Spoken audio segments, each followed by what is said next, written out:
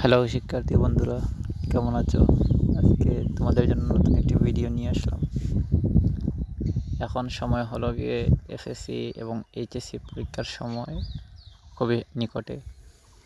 তো এই সময় আমাদের সবারই কম বেশ প্র্যাকটিক্যাল খাতা আঁকতে হয়।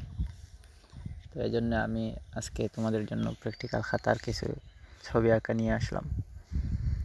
এই ধরনের খাতায় সাধারণত কৃষি শিক্ষা অথবা গৃহস্থ বিজ্ঞান দুটো ক্ষেত্রে 7 থেকে 8টি ছবি আঁকতে হয় এবং প্রত্যেকটি ছবিতে পেন্সিল ব্যবহার করতে হয়, কোনো রকমের রং ব্যবহার করা যাবে না।